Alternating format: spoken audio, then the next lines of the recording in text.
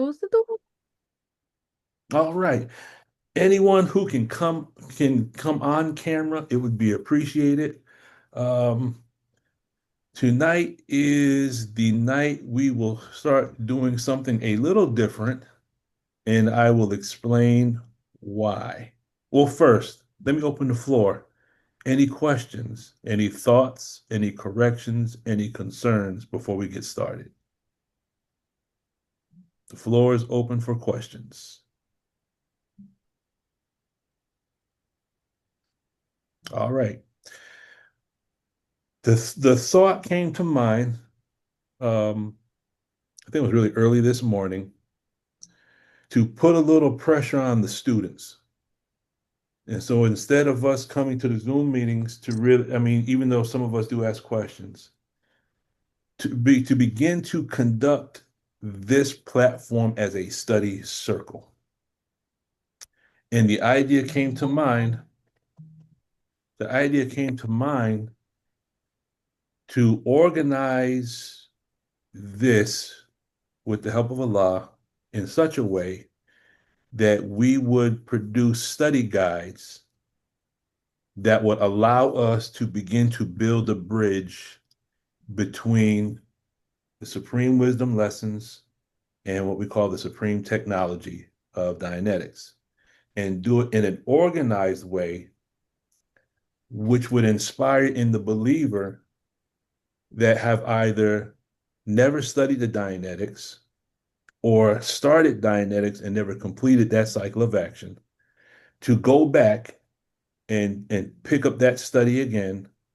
And we're going to marry that tech with our supreme wisdom lessons, which will also inspire in us the desire and the ability to begin to actually go into our lessons with the thought to begin the process of memorizing our lessons.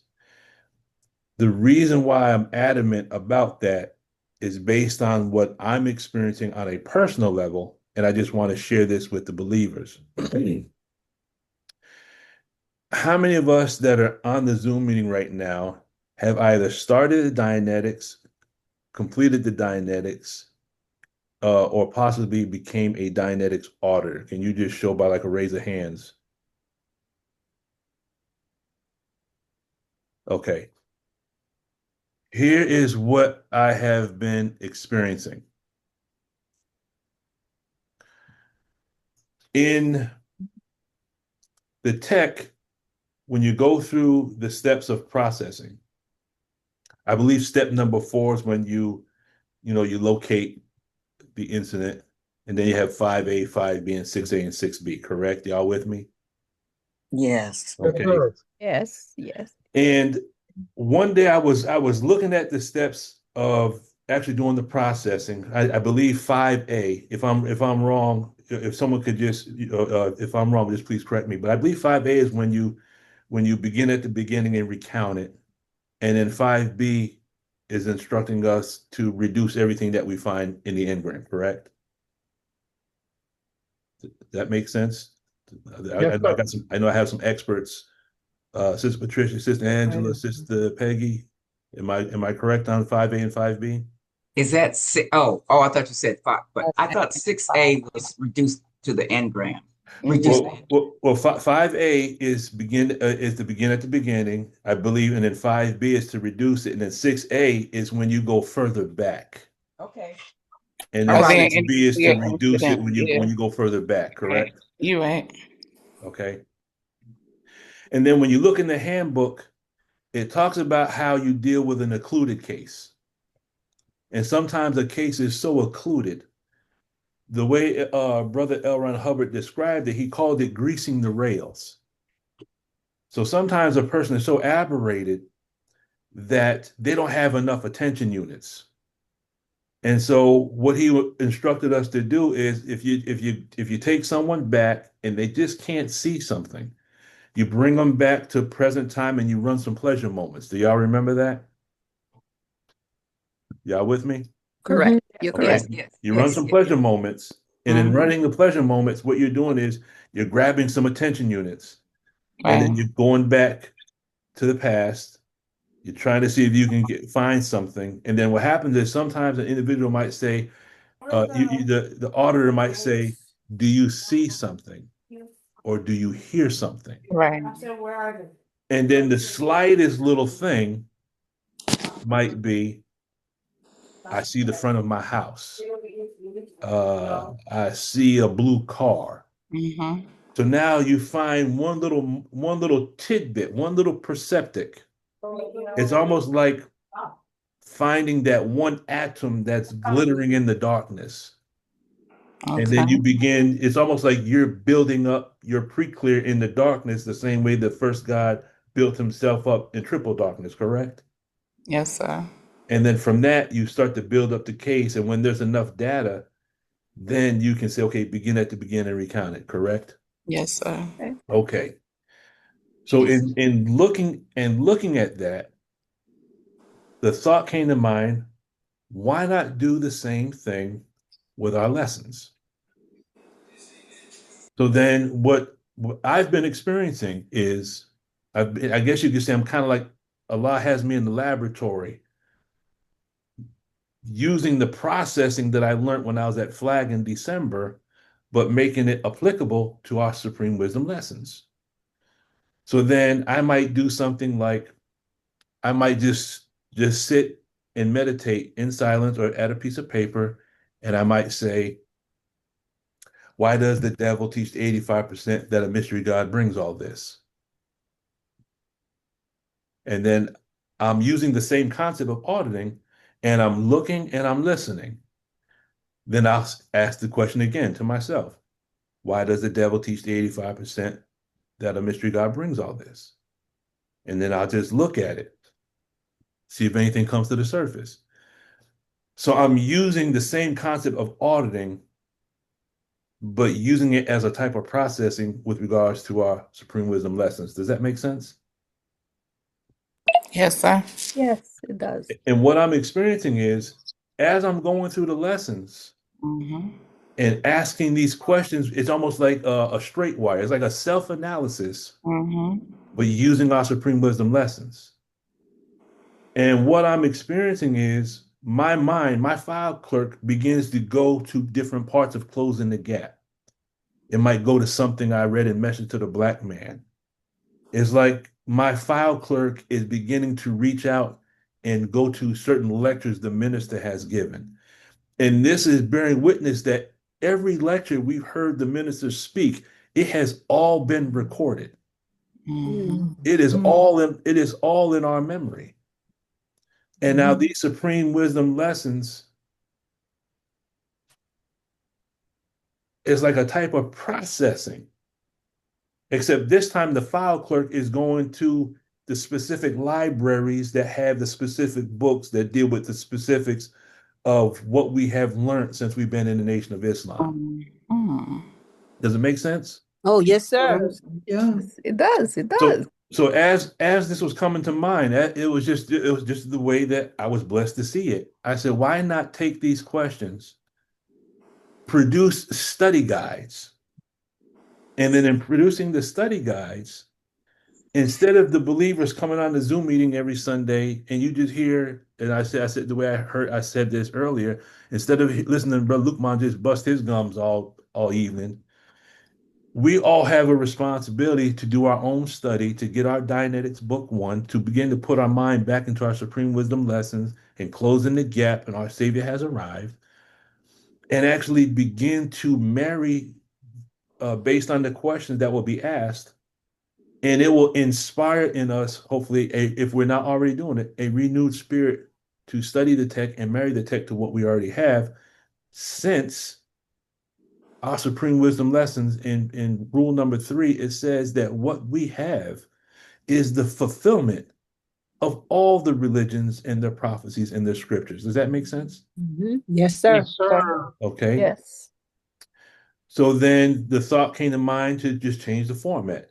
Instead of, the Zoom meeting, that this would become the Supreme Wisdom Meet Supreme Technology Study Circle. Every week, with the help of Allah, we'll produce a study guide. And then when we meet on Sunday, we'll do the same thing as we do in the study circles. every person will discuss what it is that Allah has showed them based on their study of the Dianetics, science of survival, and our lessons. So each one of us is kind of like in our own independent study, we're building our own part of another what we can call another level of a mother plane of thinking. And then Sunday we bring our pieces together, and then each one of us will teach the other one, so we can inspire in one another and look at the lessons from different angles, the Dianetics from different angles, and we just begin to run this as a study circle. Does everyone follow that? Mhm. Yes, sir. Okay. The rules of engagement.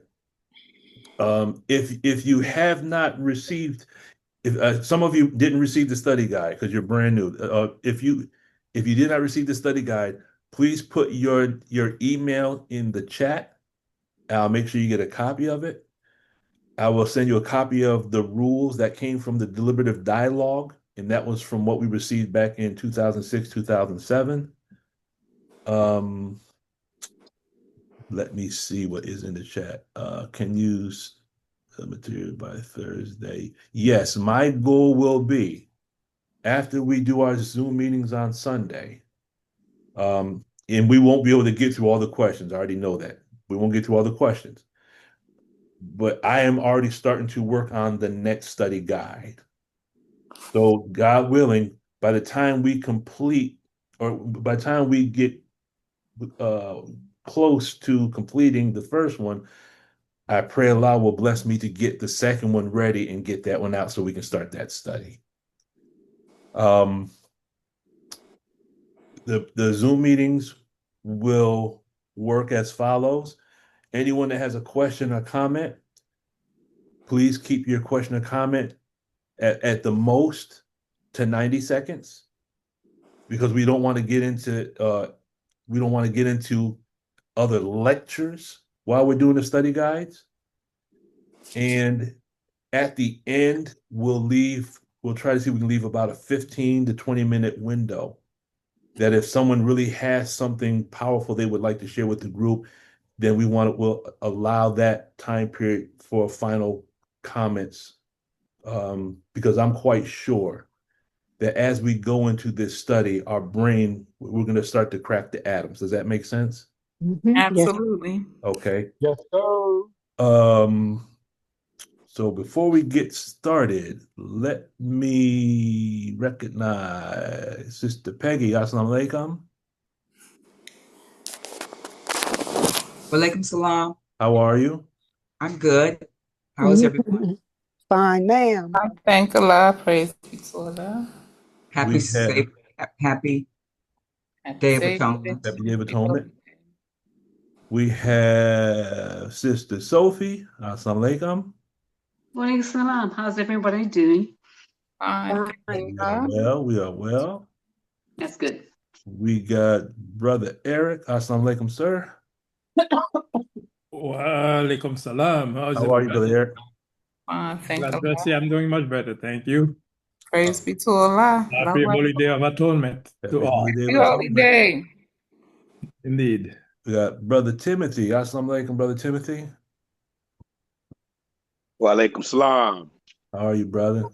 I'm fine. All praises due to Allah. So you survived. I know. Assalamu alaikum, I know someone that was speaking in the last Zoom meeting. I won't mention no names. They were probably putting you to sleep, weren't they?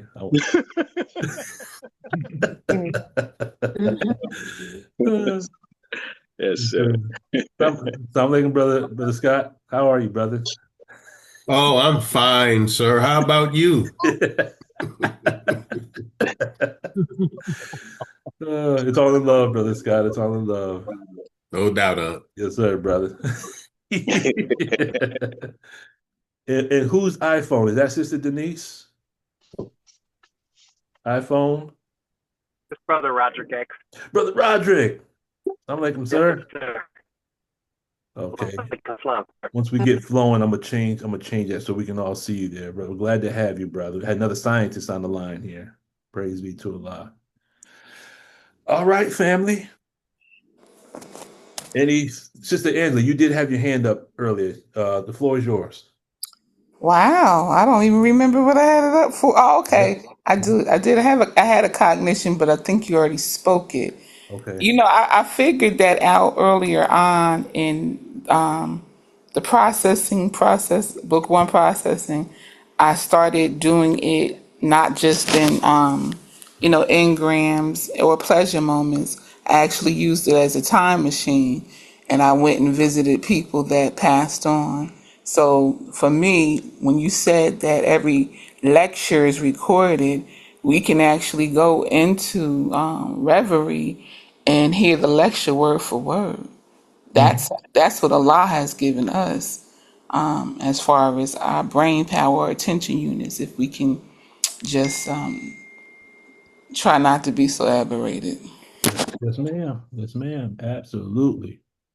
Let me change this right quick. Will it change? There we go. All right. Anyone else before we get started? All right. First question is, how many of us actually did the reading?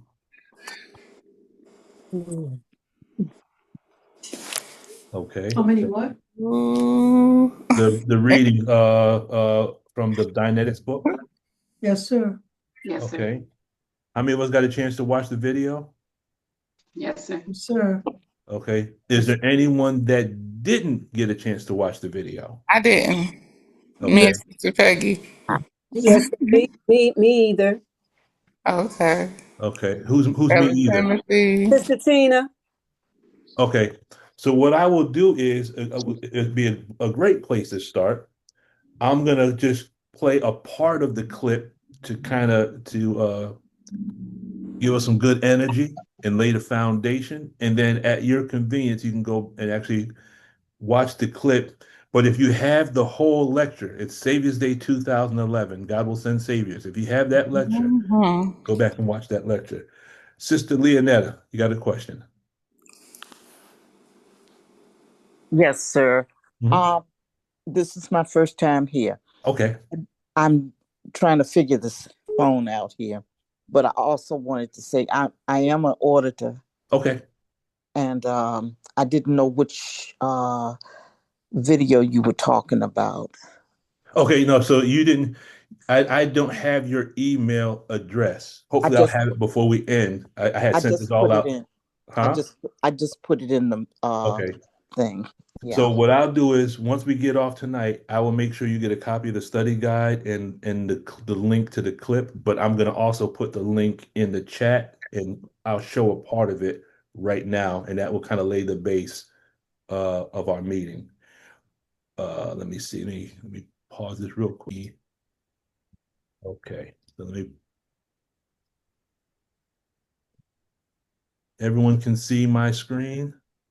Yes, sir. Yes, sir. Okay, let me get Yes, this out sir. the way. Let me get this out the way and let me do this.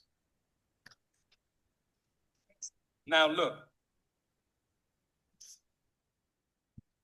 you know, whatever knowledge you have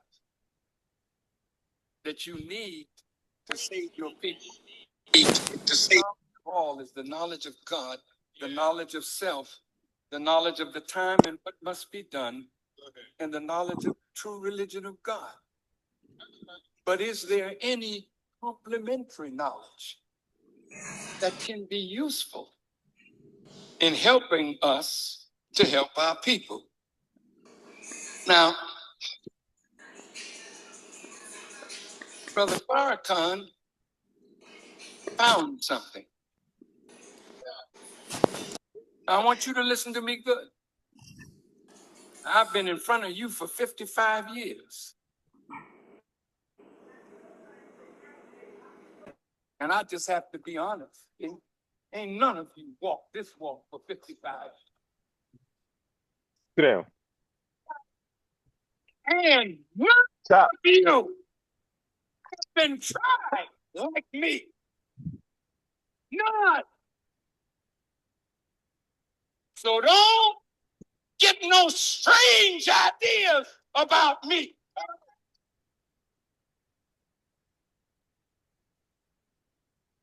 Stop.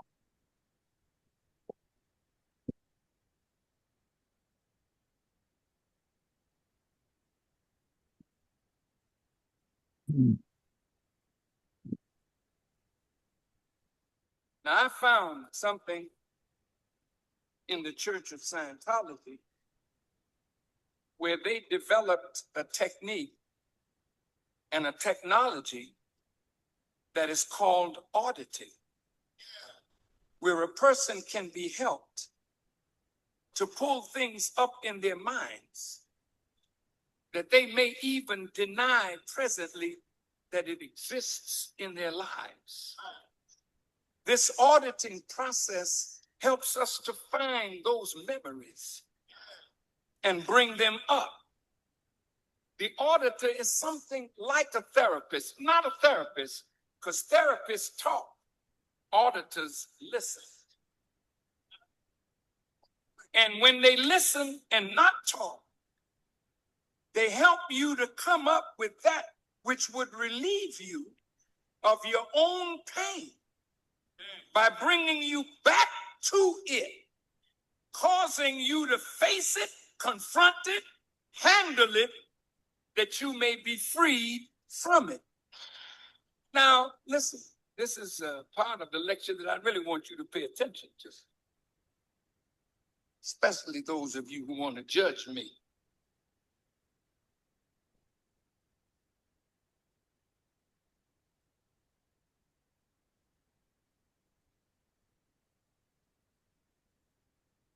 If you notice, sometimes in the church, and we have great pastors here, who when you preach, you see someone in the audience shout, "Oh, I'm not making no mockery. What happened?" You say, "Well, a person got the Holy Spirit." Yes. But also, the pastor touched something of existing pain in that individual, and they scream or emote because the pastor's words has touched the pain but not relieved it.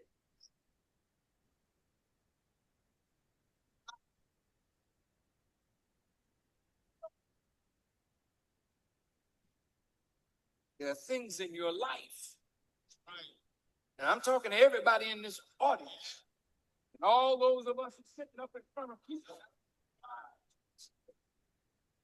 There are things in our lives that have been done to us from the time we were babies.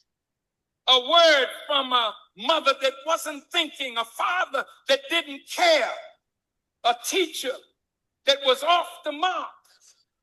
They say things that become commands, but they're here, stored in the subconscious mind. There's a particular brother. He's a great teacher in the nation. But I notice some of us can't handle someone who challenges our authority. Everybody that challenges our authority, we see them as an enemy.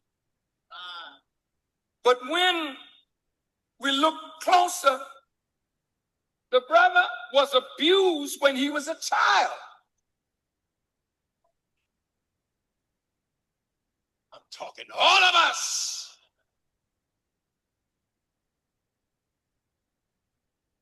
Boys and girls being abused, being raped when they were children. They think they got over it, but it's here. Bring them in an organization, put them in authority, and all of a sudden they got to prove macho. Always trying to say, "I'm a real man." They are real men. But the abuse that they suffered, they have to be relieved of that in order to become the real man that they are born to be.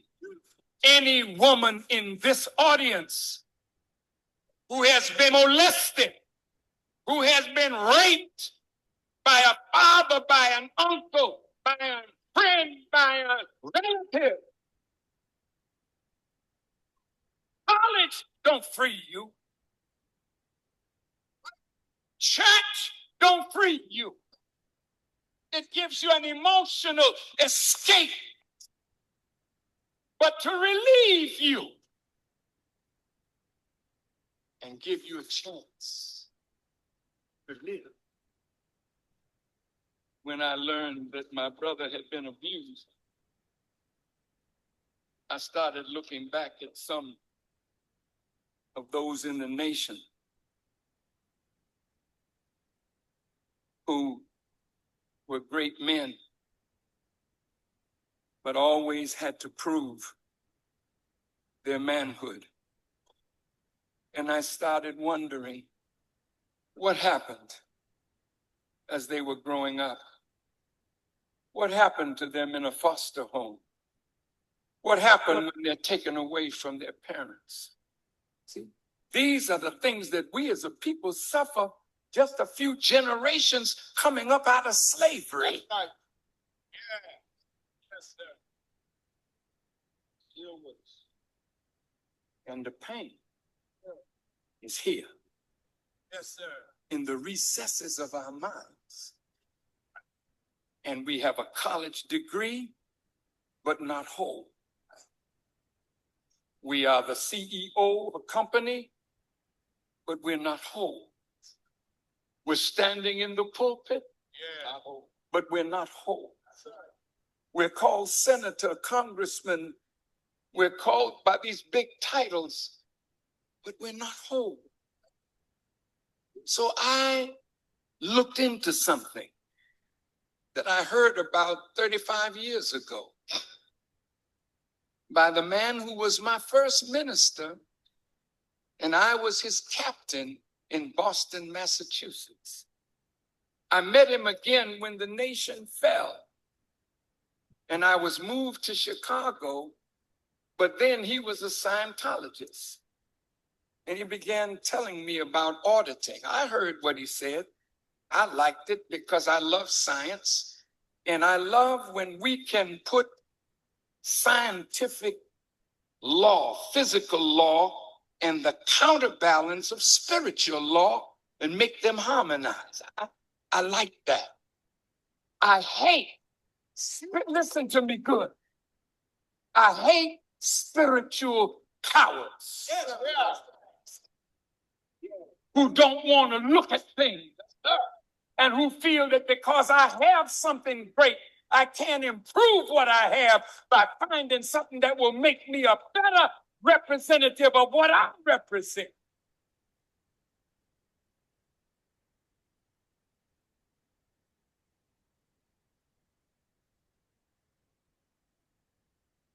Bear with me. Yes. See, the Scientologists, they call this process auditing. But we who are Muslims, we who are scriptural people, we don't use the term engrams. In theology, we call it the exorcising of demons. We're going there today. Now look at this. Muslims, here we go. We start to pray. All Muslims say these words before they make their prayers. قُلْ أَعُوذُ بِاللَّهِ مِنَ الشَّيْطَانِ الرَّجِيمِ.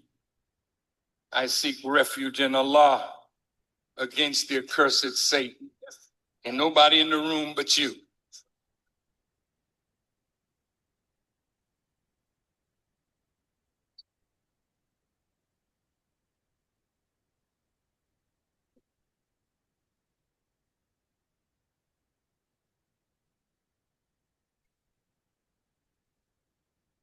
Satan could be lurking in your own heart and in your own mind. See, Peter started talking stupid to Jesus. And Jesus just looked at him. He didn't say, oh, be quiet, Peter. He said, get thee behind me, Satan. Ain't none of us that are free from being satanic at any moment in time when you use knowledge in a deceptive, tricky kind of way. Using what you know to sneak up on people to get their money, to take their goods, to make them worship you instead of the God. See, that's Satan masquerading. Listen.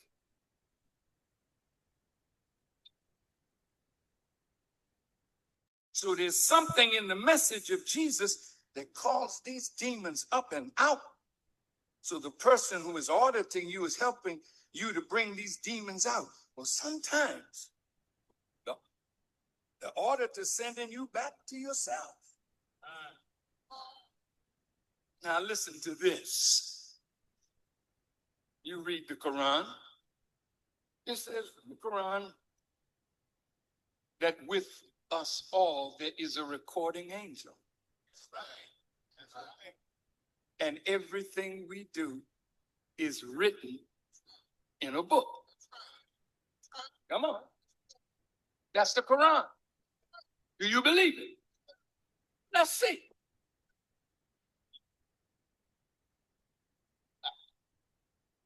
Now I'm going to ask you a question. If I ask you to remember the good things that you've done in life, sometimes you can't remember. Because good is so easy. It's so natural. It's like breathing. How many breaths did you take in the last minute? I don't know. Well, why don't you know? Why weren't you counting them? Because it's so natural. Why would I count? But now, if I ask you, go back in your memory bank to the first little nasty, dirty thing you did. Can I get a witness? Give me this walking microphone. So that is just a brief overview of the clip. And I will strive to put that in the link before we end. Does anyone have any quick questions or comments before we begin to go over the questions? Brother Lukman, what you just showed us, that's in the video that you sent us via email? Yes. Okay. Yes. It's a small portion of the Savior's Day 2011 message. I think it's about an hour long. Mm-hmm. Okay. Yes, sir. Thank you. Let's see. Sister Ania, assalamu alaikum.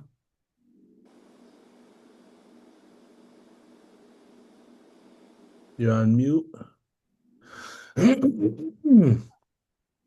Sister Deborah, assalamu alaikum. Oh, there she is, Sister Ania. Walaikum salam. How are you? I'm fine, sir. Praise Allah. Happy Holy Day of Atonement. Happy Holy Day of Atonement.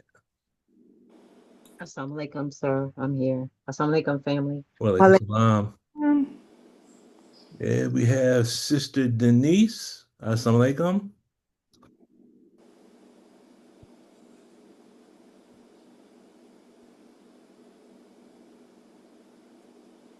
Let's see. There she is. Alaikum salam, brother. How are you? How are you, sir? Doing well, doing Happy well. Holy Day of Atonement. Ma'am. Yes, sir. Okay, beloved. I'm here, present. All praises due to Allah.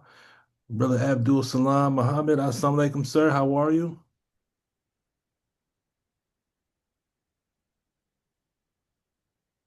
Walaikum salam, my brother. Happy Day of Atonement. I'm well.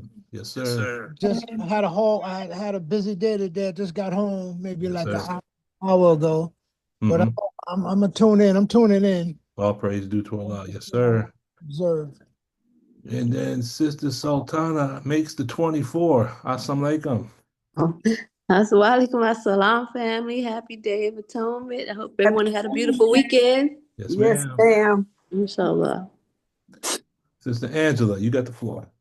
Yes, sir. So while you were giving everyone the greetings, I thought, you ever seen Watchmen with Yes. Regina King? Okay, with the blue guy, right? Mm-hmm. Now he knew it was coming. He knew that they were going to basically dematerialize him. That's the only way that they believe that they can destroy him, right? Mm-hmm.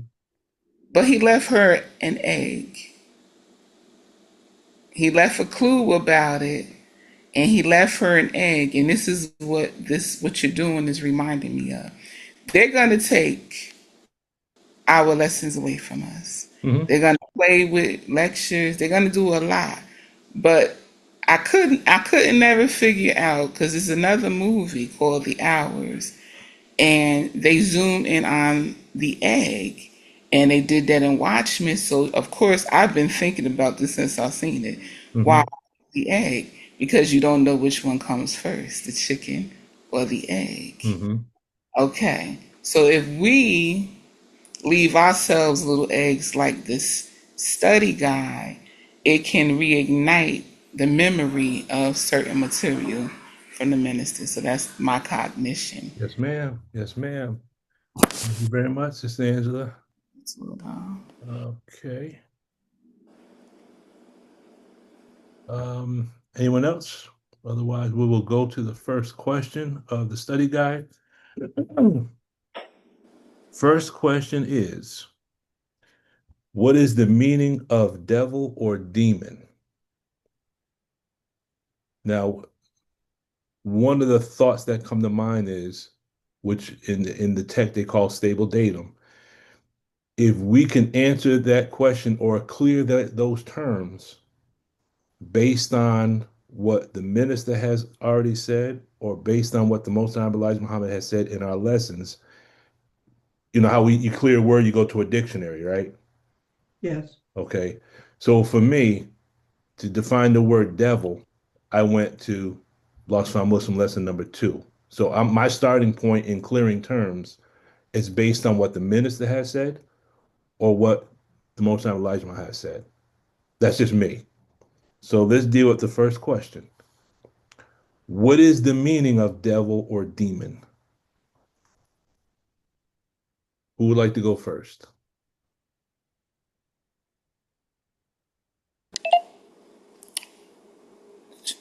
Am I putting it in my own words? I'm sorry. Yes, ma'am. Yeah. Yes, ma'am. Put in your own words. This is your study, your own words. Inshallah. I'm trying. I almost grabbed I can't find my Supreme Wisdom, my dictionary for Supreme Wisdom that it has the meaning of devil in it. Right. What it means to Sister Angela, Mm-hmm. it means a distraction. It means an aberrated state of mind. And it also means a gateway to something bigger, a bigger distraction or a bigger power, which is Satan, because Satan and devils are not equal. Satan is a devil maker. Right. Yes, ma'am. That's it. Yes, sir. Thank you. Sister Tina. Yes. Okay. Can you hear me? Loud and clear. Okay. What's the meaning of devil or demon? My understanding of the meaning of devil is one who is in opposition of the will of God, who is a rebellious one. Mm-hmm. In opposition leads other into, opposition. Yes, ma'am. You're absolutely correct. Is that it? Yes, sir. All right. Praise be to Allah. Thank you. Sister Denise. Yes, sir. I believe I remember devil being an opposer, any opposer of God. Because I know how I felt when the tables turned and I was looking at myself. Mm-hmm. I thought just the white man was the devil by himself. Mm-hmm. And I found out the devil that he made, which was us. Mm-hmm. So any opposers to God, that's the one I remember, that definition. Yes, sir. Yes, ma'am. Thank you. Before we go to Sister Patricia, let me just add this one point. Just as when you do the self-improvement study guides, there's the reading, then there's the question, and then our instruction is to answer those questions. And then when you go to the analysis, we look at how the minister would answer that question, correct? Y'all with me? Yes, sir. Okay. Yes, sir. So once everyone gives their feedback, I'm going to go into our books to see how the minister would answer that question of what is devil. So if we're doing the same thing as a study guide, it's just that we're using the books, Closing the Gap, Fall of America, Our Savior Has Arrived, and we're doing it to marry the supreme wisdom with the supreme technology. Does everyone follow that? Yes, sir. Yes, sir. Praise be to Allah. Sister Patricia, you have the floor. Yes, sir. Actually, in the Supreme Wisdom lesson number 2, Mm-hmm.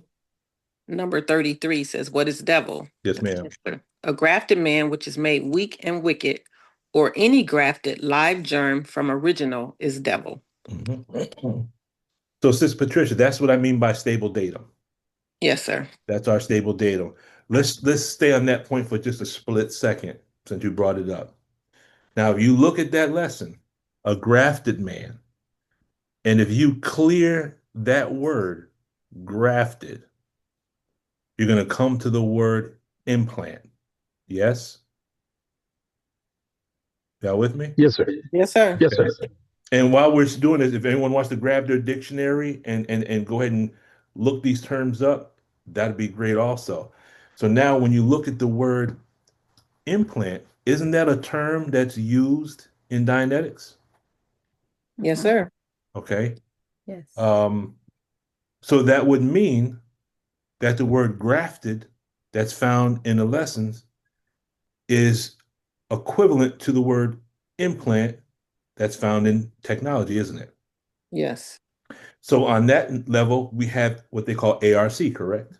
Yes, sir. Both grafted and implant lead us to what we call the needle in the brain, doesn't it? Absolutely. Okay. So here we have ARC again, the needle in the brain, the needle in the brain, the grafted, and the implant. So now when you look at what is devil, it says a grafted man, which is made weak and wicked. Here we have a cycle of action. First, the individual becomes grafted. The needle is stuck in the brain. And then what happens? Then they become weak. And then they become wicked, right? Yes. That's start, change, stop, isn't it? Mm-hmm. Yes, it is. Okay. So you got the needle in the brain. And then we become weak. Now, it's interesting because the word weak in the Holy Quran, in Arabic, the Arabic word is da'ufa. And when you clear the word da'ufa in Arabic, it also means to attenuate. Now, if you have gotten into the science of survival, then you know what analytical attenuation is, correct? Anyone here completed the Science of Survival book? I did. I have, but I don't remember the definition. Okay. So attenuate means to weak. So you have what's called analytical attenuation, but he calls it remember Anatin? Anatin. Yes. Okay. Anatin is abbreviation for analytical attenuation, which means the literal translation is weakening on a mental level. Mm. So in other words, when you have a needle in the brain, that could be a circuit, that could be an aberrant thought, that will make us weak. And then once we become weak, we become what? Wicked. Wicked, which could be the same as dramatization, couldn't it? Yes. Okay. Okay. Sister Gail, you have the floor. Yes, I was thinking devil and demon as meaning the same thing as evil beings until I did some study last week, Mm-hmm. understanding that anything that's grafted from its original state, we can call it evil, but what it means is that it's less than whole. Mm-hmm. And so being less than whole does weaken its state. I think because most human beings thinking in terms of something being evil is something that's just bad and bringing in terrible energy, but it's something that's no longer complete, which takes me back to the theology of time where Most Honorable Elijah Muhammad said that Allah hates fractions because fraction is a portion of a whole. Mm-hmm. So what he does, he resolves everything to a whole number. Mm-hmm. So that's my take on what actually that devil actually represents. Not necessarily just something bad and weighing down on us like evil spirits or demons in that regard, but just something less than whole. Yes, ma'am. Thank you, Sister Gail. Brother Ibrahim. Assalamu alaikum, family. Salam. I remember hearing that the messenger, Elijah Muhammad, said that a devil is one who has weaknesses and can't keep those weaknesses to themselves. Mm-hmm. That is what I had to say in regards to that. So I see that as well, that's a whole nother subject. No, I see that's the point. That's it. Just that part. The devil is the one who has weaknesses and cannot keep those weaknesses to themselves. They have to, go and spread them. Mm-hmm. Yes, sir. Thank you, brother. Good point that you brought up. If you look in the Holy Quran and you clear the words shaitan and clear the word iblis, Iblis describes the evil deeds when they're confined to themselves, to the individual. Shaitan represents when one's evil deeds are passed on to other people. Does that make sense? Yes, sir. Okay. So they both come under the category of devil, but there's a difference between a person whose evil is confined to themselves versus someone who's out trying to get other people to involve them in the same evil that they're involved in. Brother Eric. Alhamdulillah. Assalamu alaikum. Wa alaikum salam. Okay, there are a few things. Number one, Master Fard Mohammed gave us something in lesson instruction to the laborers. He gave us an assignment, and that assignment exactly deal with the devil in many circumstances. But when we take the word devil, as we said before, person who was made weak and wicked, and also anyone who's living a life other than self, you can call that also a devil. And that's why you are being made colored. When you are colored, that means your nature is no longer the same, that you have been changed. There is a saying in the spiritual world that says, Satanus est Deus inversus, which means Satan or devil is the reverse of God. When you take the word devil, if you spell it backward, it will give you a word that you will find very amazing, lived. And you were also talking about demon. When you spell it backward, it gives you a word, a French word that called monde, M-O-N-D-E. You got 10 seconds, Brother Eric. M-O-N-D-E means world. So that means if you are living in a world that is other than yours, so that means you are being a devil, living the world of a devil. Assalamu alaikum. Wa alaikum salam. Thank you, Brother Eric. Sister Shayla. Assalamu alaikum, everyone. I just wanted to, because we're talking about the mind, if we can clarify what grafted really is. Sure. Because it make the correlation very clearly between the lessons and Dianetic. Mm-hmm.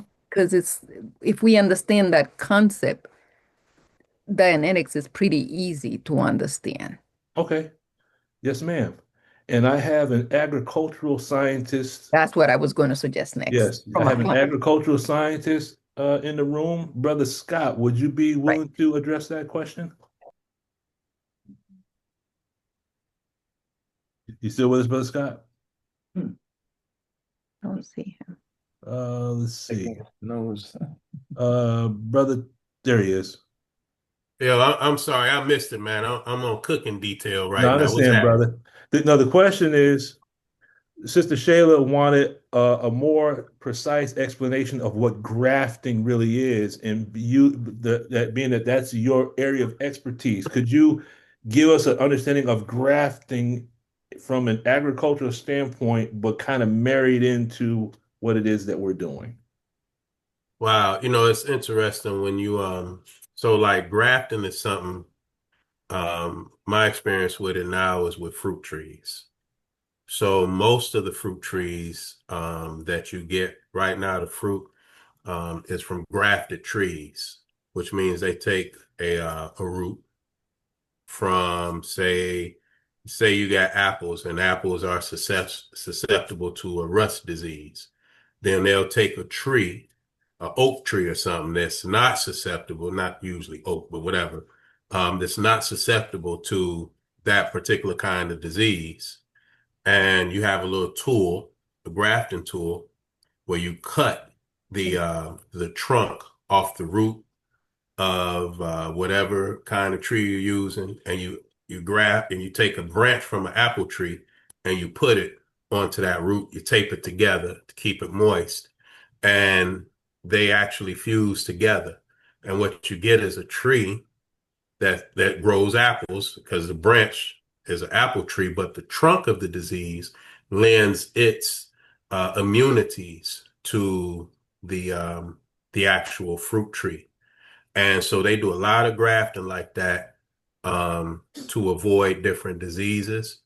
And then you have root stocks that you can control the size of a tree with. So you can take a full-size pear tree and you can put it on a root stock that's what they call dwarf or semi-dwarf, meaning this tree is only going to grow 4 or 5 feet tall, or 8 or 9 feet tall, and you're able to fit these in people's backyards. You're able to do intensive farming with them and stuff like that. So that's what grafting is. So, brother, you would really have to make me work. So let me just ask you, if I could, let me ask you one more quick question.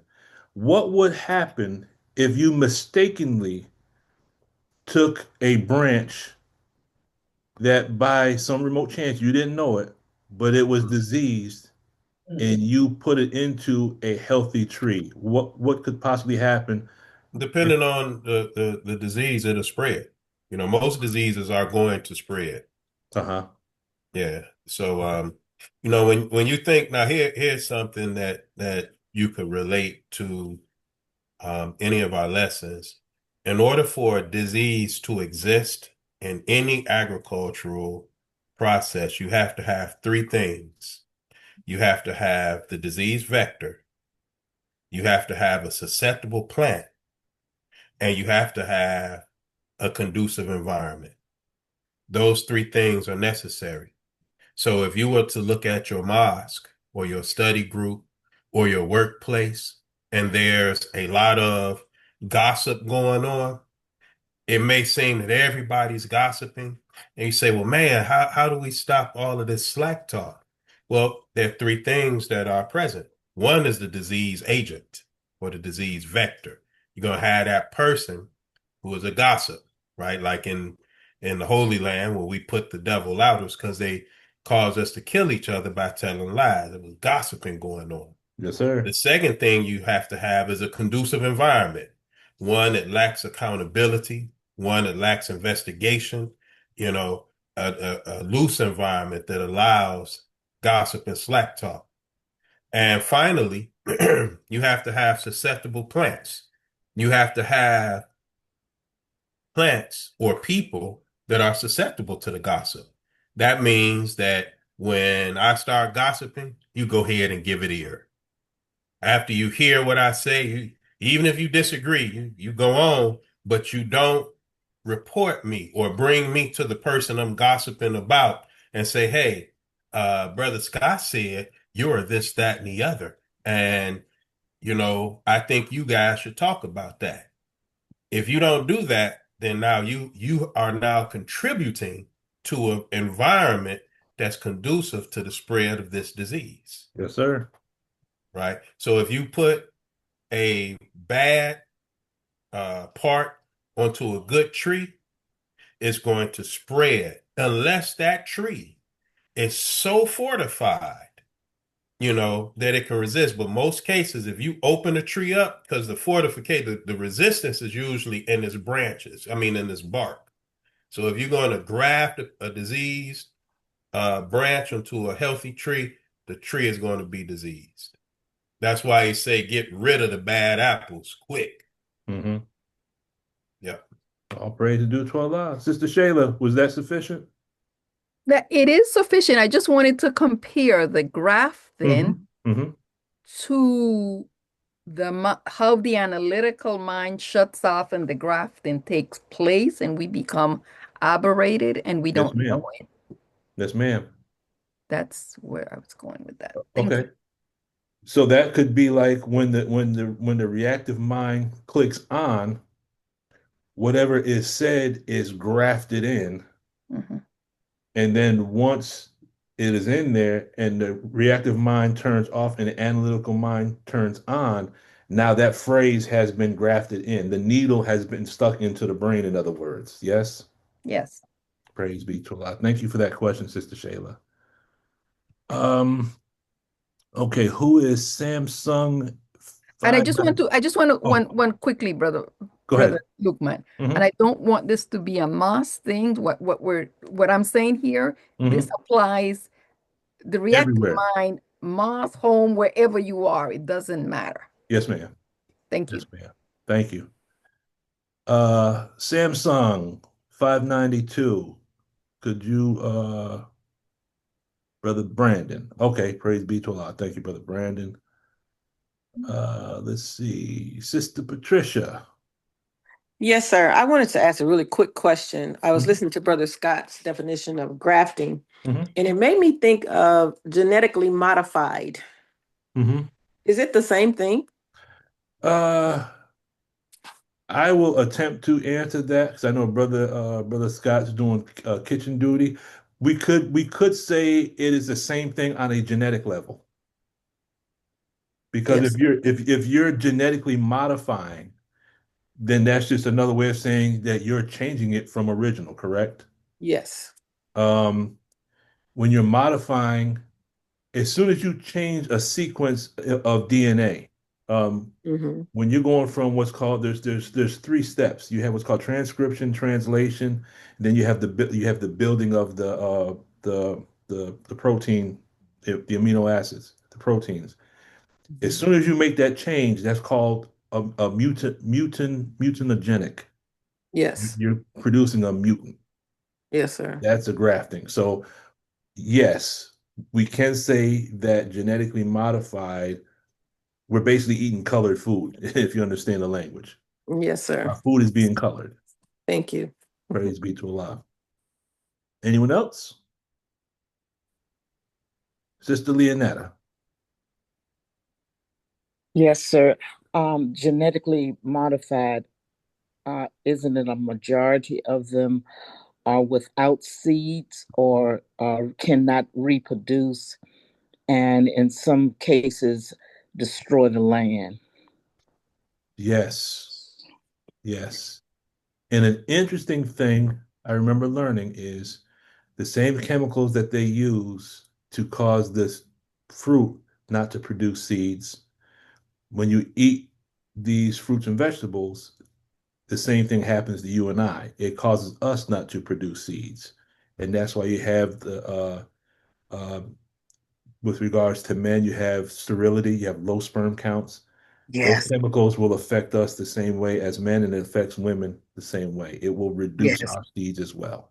Yes. Praise be to Allah. Good question, Sister Leonetta. Thank you, sir. Sister Peggy. Sorry, but my reaction is not working. It says I'll be back, but I didn't put that. But anyway, Okay. Who speaks Spanish? Who speaks French? What's the word for weak in Spanish? Devil. Devil. Same thing as devil. Devil. In your European languages, you can switch the B and the V, and it's basically the same word. So if you look it up, Devil. and you look up débil, and I don't know what it is in French, but that's what it is. Débil is weak.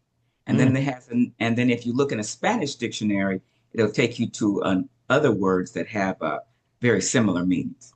Would that be the root word for perhaps debilitate? Débil? Debilitate. Okay. Débil and debilitate. Debilitate. Yes. In French, it would be faible. Okay, so it's different then. Faible. Okay. Oh, okay. So and at one time in archaic English, there was a word, Debil, and it didn't have something to do with weakness. But that's not used anymore. Right. Okay, thank you, Sister Peggy. Sister Denise.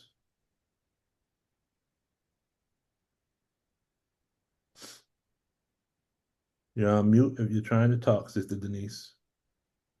There you go. Okay, you on genetically modified, that's what we're talking about, right? Well, kind of. We're just talking about devil and demon, genetically modified, but we're trying to stay within the realm of devils and demons. But go ahead.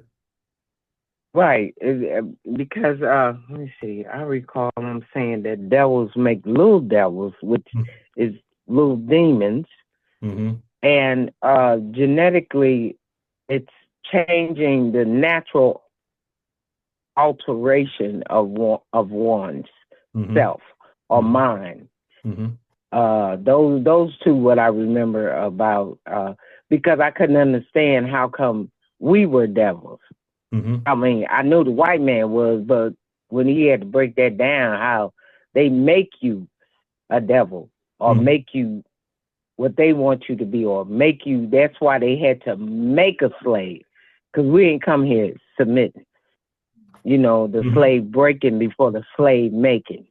That's what I was thinking about as you all were talking about it. Yes, ma'am. It's a deep subject, brother. I'm so glad you all talking about that. Praise be And to we God. talking about it. Yes, sir.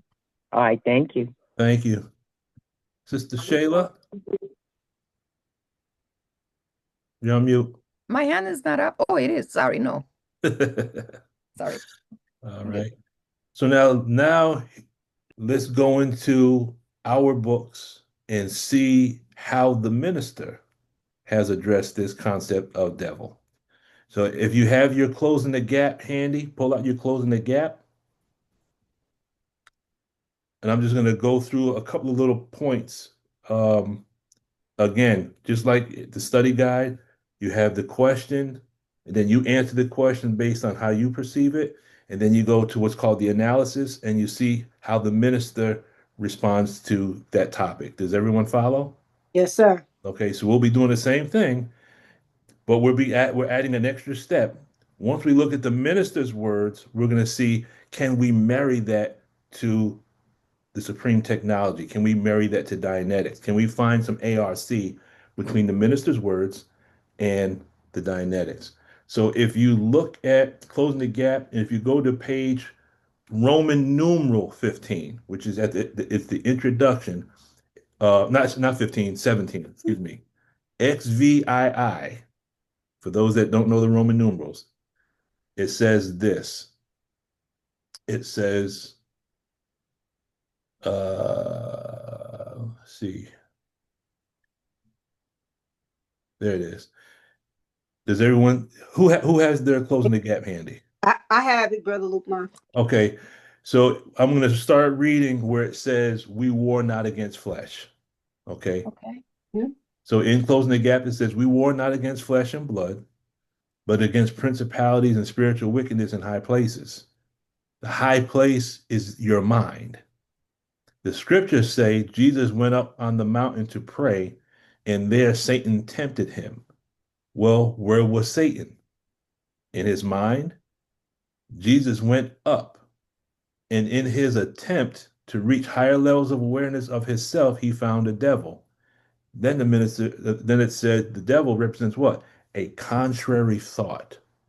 Y'all follow? Yes, sir. Then it says, I heard a great R&B singer say about his climb to the top, on every level, there's another devil, correct? Yes, Now, sir. let's marry this with the tech. We have 8 dynamics, don't we? Yes, sir. Would that represent 8 levels? Mm-hmm. Yes, sir. So can we find a devil in each dynamic? We can. So if we look at the first dynamic, first devil we have to deal with, the devil itself, correct? Yes, sir. Okay.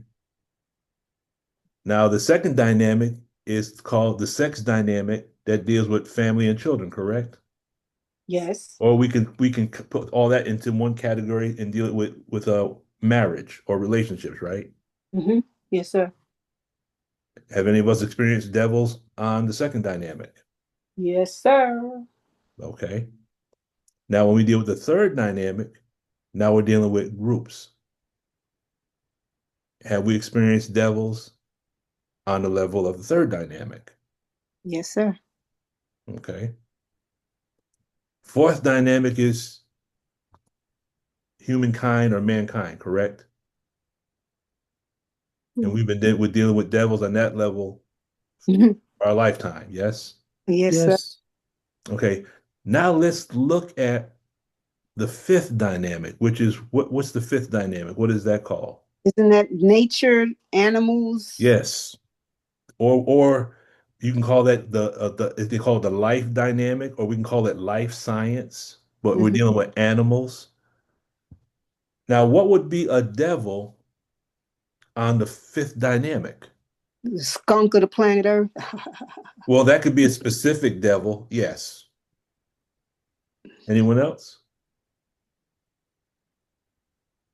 For me, the way I'm looking at this is if I look at the fifth dynamic from the level of life science. So I'm looking at it from the level of biology, earth science, botany, zoology. Then the devil on the fifth dynamic is my ignorance of life science. Something in life science I don't understand. If you're looking at it from a medical perspective, because when you're dealing with biology, you can get a little more specific. You can get into what's called cardiology, pulmonology, which is the study of the lungs. And so the devils on those levels would represent cardiac disease, correct? Yes, sir. Because when you look at cardiac disease, you're looking at a devil has settled on the best part of the heart somewhere, yes? Yes, sir. If you have, go ahead. No, so I was going to say, so cigarettes would be a devil then. Cigarettes would be a devil because the cigarette represents something that has settled on the best part. Now, if you look at it on a mental level, that would represent a habit, right? Yes, sir. But if you look at it biologically, what is the byproduct of smoking with regards to how does it affect the lungs? What does it deposit in the lungs? Tar, nicotine. So then the tar would represent what? A devil that has settled on the best part. Right, right. So then that lesson, Lost Found Muslim lesson number 1, question number 1, is applicable to anything in life, isn't it? Yes, sir. Okay. Now, when we go to the sixth dynamic, they call that the force dynamic. Now you're dealing with matter, energy, space, and time. So now we're out. We can deal with physics in the universe, correct? Yes, sir. What would be a devil on that level? I'll give you one. Would that be air pollution? No, because that's still the earth. That's still life science. Okay. Okay. Now, matter, energy, space, and time, we can still say that we're dealing with it. So we could. But for me, this is just me personally. When I deal with the fifth dynamic, I'm on the earth. And when I deal with the sixth dynamic, I'm going out into the area of mathematics and physics and whatnot. And the one thing I would say is, generally speaking, the devil that has settled on the best part is our fear of mathematics. Mm-hmm. Okay. And then the seventh dynamic is the spiritual dynamic, correct? Yes, sir. Ourself as spiritual beings. And then on the eighth dynamic, that's the God dynamic. Mm-hmm. And now for me, this is just my opinion. When I look at the eighth dynamic, to me, that is a lot in the person of. Mm-hmm. And the devil that has settled on that part would be our inability to recognize a being as coming in the form, Allah coming in the form of a supreme being. Mm-hmm. Okay, our inability to understand that concept is a devil that has settled on the best part. What would be that devil? That devil is our belief in a mystery God. Mm-hmm.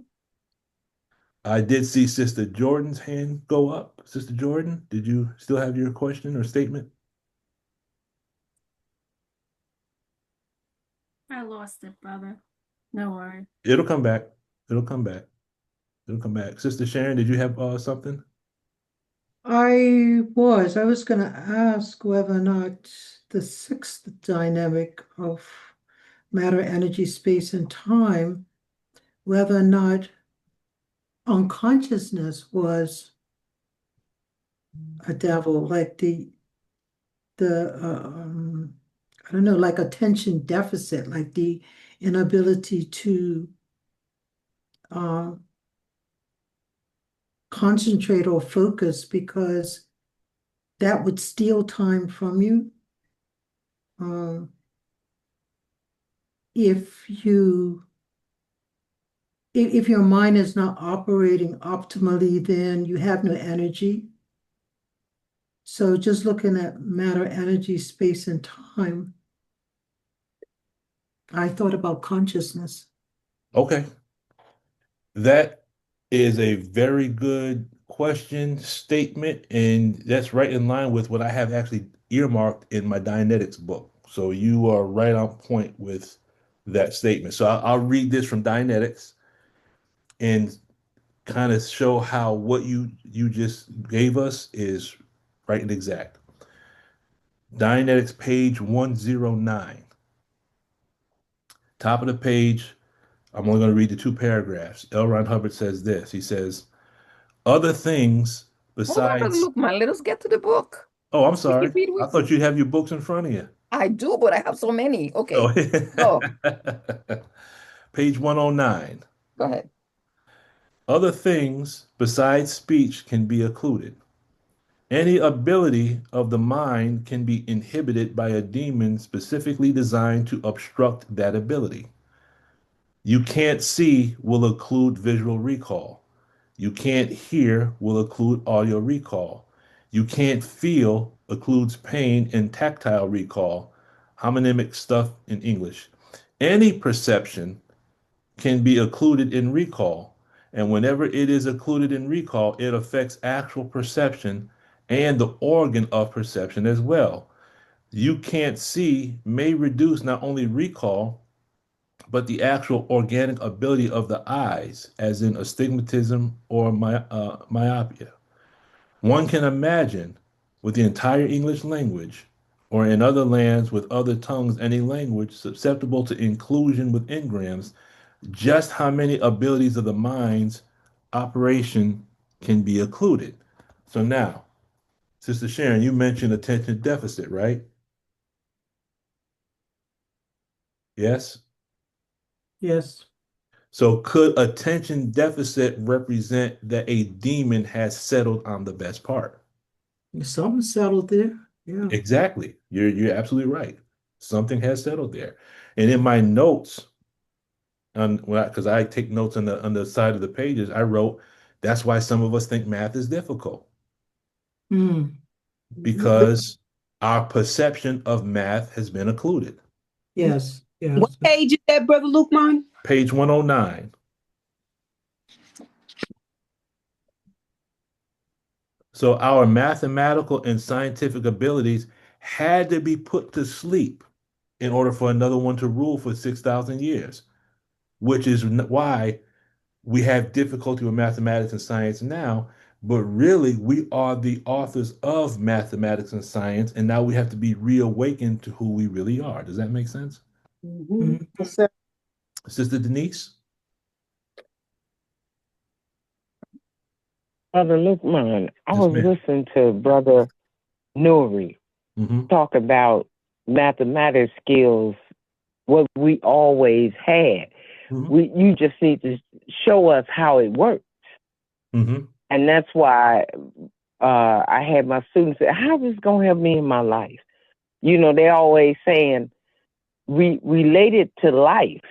Mm-hmm. And I can understand the concept. I said, whoa, okay. Uh-huh. To teach where people will know how to use it. I'm not just giving you something that you can't use. This is how you use it for life. As you was talking, that's what I was thinking about. That our students, I hate man. No, you don't. You just don't know how to use it. Because if you teach them how to take care of their children, how to take care of a husband, how to I mean, you know, if you give them the how to, then they can learn what to do. Mm-hmm. When you teach them how to. Yes, sir. That's what I was, that's the cognitive thought that I had as you were talking. Yes, sir. Yes, ma'am. Praise be to Yes, Allah. sir. All praise. When I would train the firefighters in how to operate, you've seen, some of you might have seen this on TV. You see the fire engine, you see that what they call the pump panel with all those knobs and switches and dials. Y'all know what I'm talking about? Yes, sir. So part in training an individual to drive, you have to train them how to use the pump panel. And what I try to get across to the individuals that are training is to know what to do is good, but to know why you're doing it is what gives birth to understanding. Okay, so in mathematics, one of the things that makes it difficult is if you don't explain to someone why they're doing this operation. What is the end result? There's a verse in the Holy Quran. It's Surah 87, and it's ayats 1 through 3. And to me, this is what's called a cycle of action.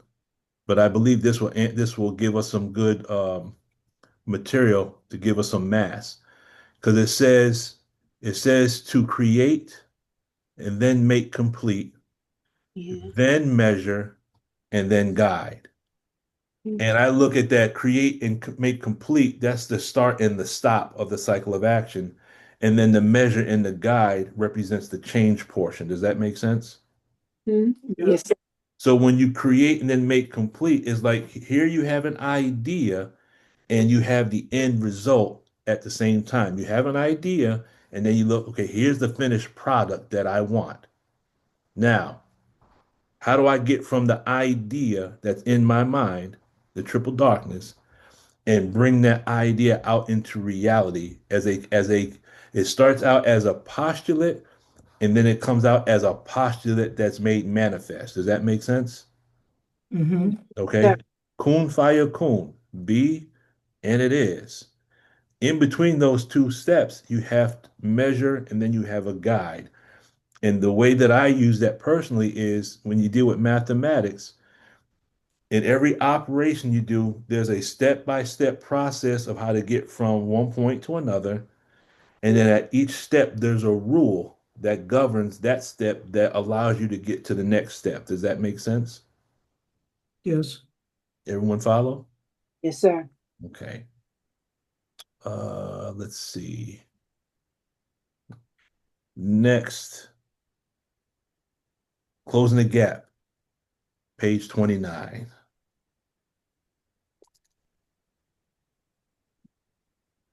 Let's look at something else that has been said about devil.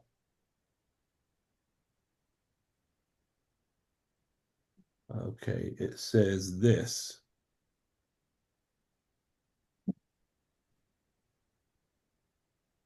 Okay, where are you at? Okay. I knew nothing of Yakub in his teaching. Right. There's a paragraph that's close to the bottom that starts with the word secondly. He says this. He says, secondly, as I studied more, I learned the term devil applied to them Caucasian people all right enough. But it also applies to any human being who devotes the essence of his or her life to rebellion against God and leading others in that rebellion. This makes any person who does that a devil. This refers back to what we mentioned earlier with regards to the difference between Iblis and Shaitan. Because Iblis is derived from the root word balasa. And balasa is one whose evil is confined to themselves. Mm-hmm. And what page is that? That's page 29 of Closing the Gap. Okay. Brother Lukman, can you please repeat what you just said between Iblis? Yes. So Iblis is derived from the Arabic root word balasa, B-A-L-A-S-A. Okay. And that word in Arabic means one whose evil is confined to themselves. So like in Surah number 2, it says, and when they are alone with their devils, they say, surely we are youth with you. We are only mocking. That represents individuals whose evil is confined to themselves. But Shaitan represents when our evil, we get other people to do evil with us. Let's go hit this bottle. Let's smoke this blunt. Now I'm getting other people to do it with me. That's Shaitan. If I do it by myself, that's Iblis. Does that make sense? Mm-hmm. Yes. Thank you. Okay. You're very welcome. If we look at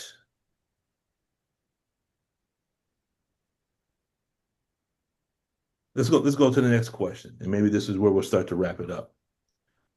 So now, how could the demon of Dianetics be equivalent to the 10%?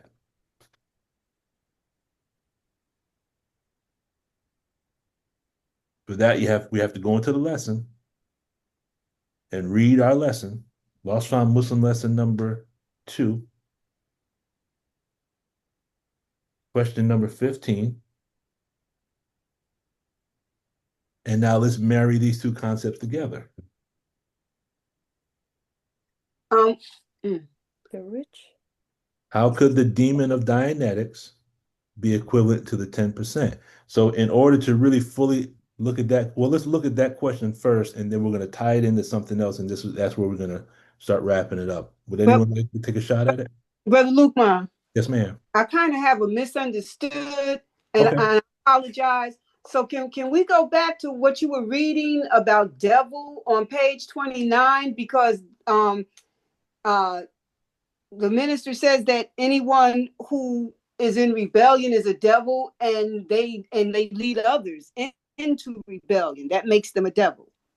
Okay, I'll reread it. It says, any human being who devotes the essence of his or her life to rebellion against God and leading others in that rebellion, this makes any person who does that a devil. Mm-hmm. Okay, now, so where's your misunderstood, Sister Tina? That Satan is the one who leads others into rebellion, and that not a devil. I thought that's what you had said, that Satan who does that, who leads others into rebellion, but that's not a devil. That's Satan. Satan is, in the words of the minister, the devil maker. Mm-hmm. Mm-hmm. Okay, so a devil is one who leads others into rebellion, right? Mm. Well, both we could say both Iblis and Shaitan could fall under the title of devil. The only thing we're discerning is that the word Iblis, based on the literal translation, represents one whose evil is confined to themselves. Mm-hmm. And then Shaitan is one whose evil is touching others. But both, we could say, are acting devilish. Are will lead others into rebellion. Mm-hmm. Okay. Yes, sir. That's what my misunderstood. No, it's okay. That's good. Good. Sister Denise.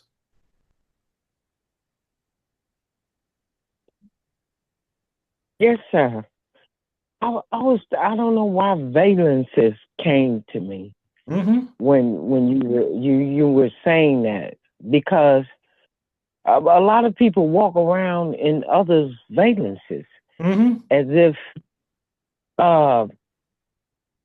this is no offense to anyone, but that's what Big Mama taught me. Big Mama taught me that, and her word is like God, or I mean, we say that, and we don't know we've been not magnetized. We being made into something, and so when someone else come and they teach us the concept of that is to make you other than yourself.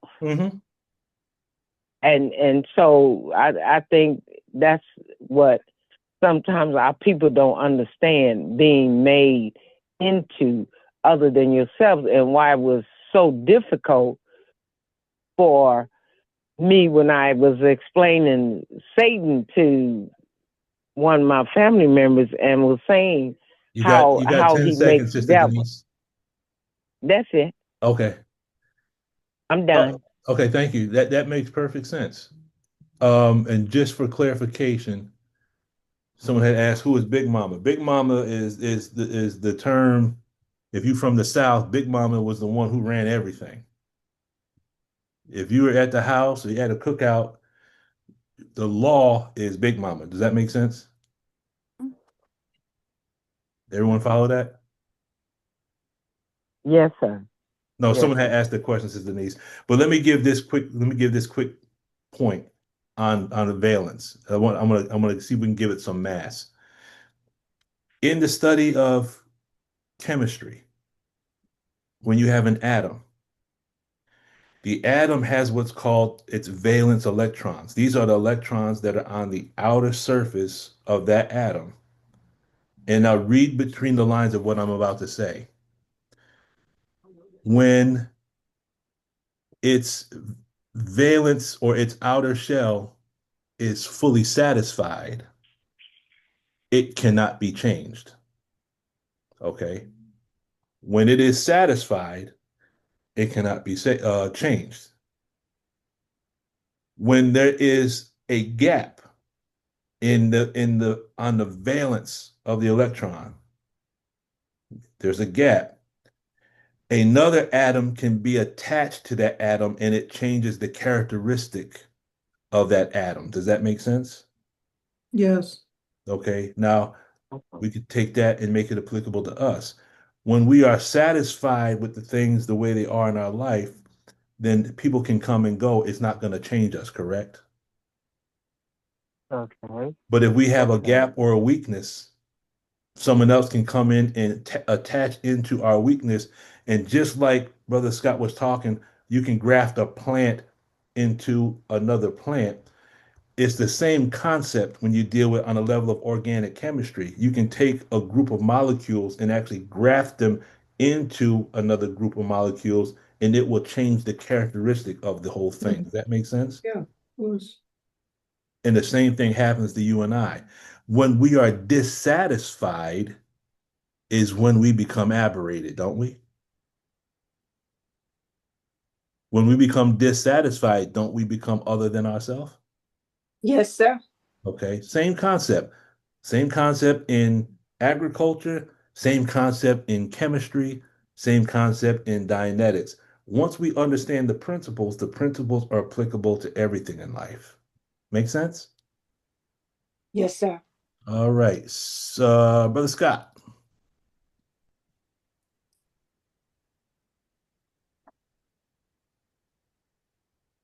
Assalamu alaikum. Salam. Okay, I just wanted to add a little texture to the discussion about Iblis. 1994, April. I think the 7th, the minister did a lecture called The Problem of Suicide and the Causes of Homosexuality.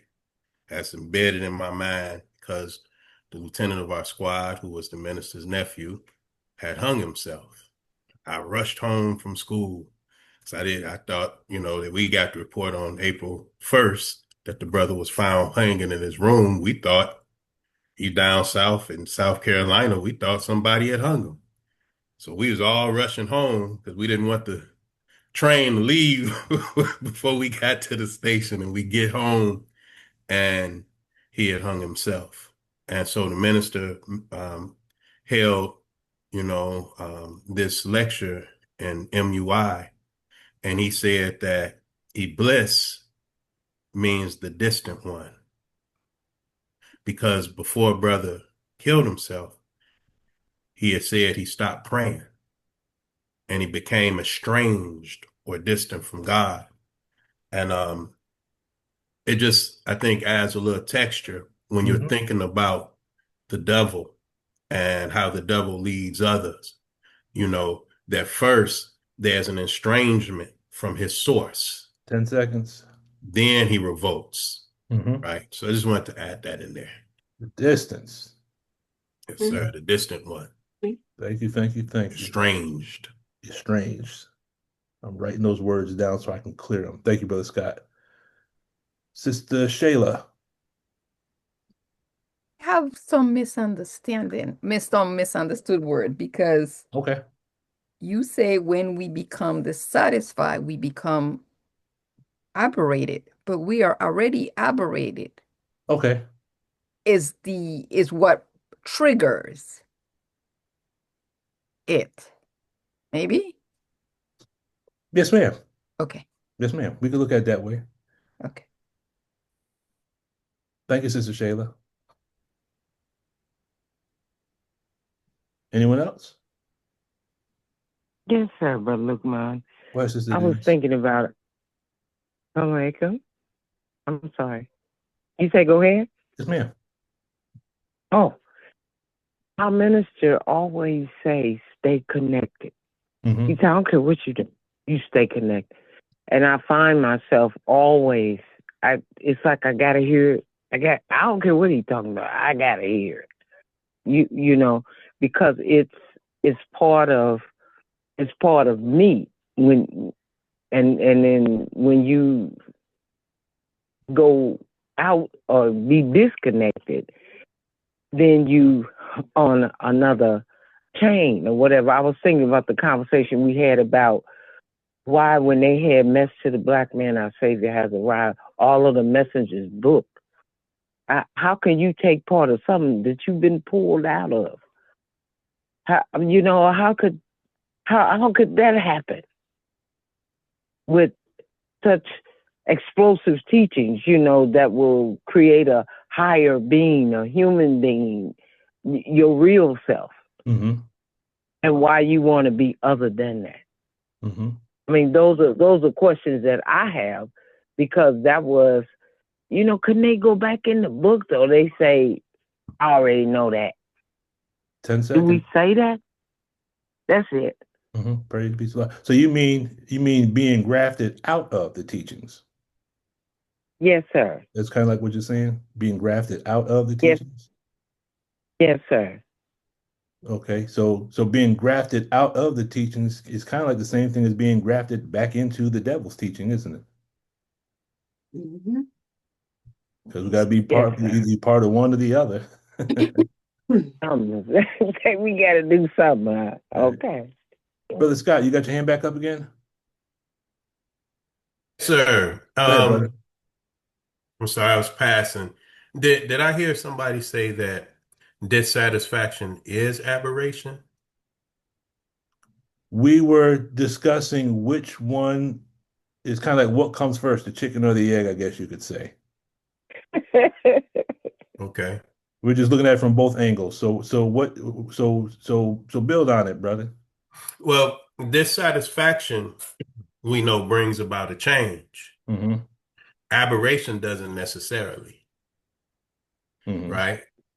Dissatisfaction with your condition is what will produce a change in your condition, you know.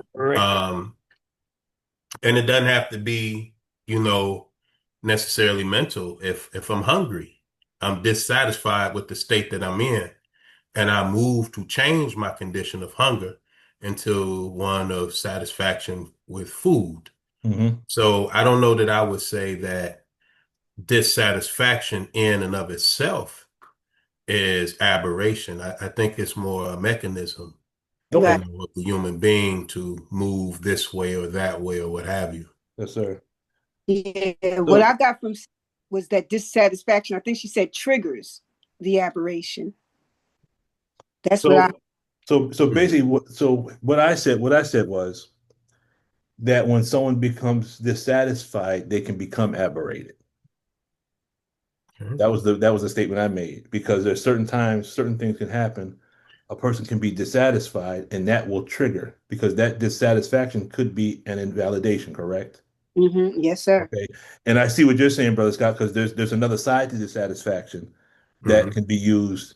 So dissatisfaction in and of itself is neither positive nor negative. It depends on the mindset.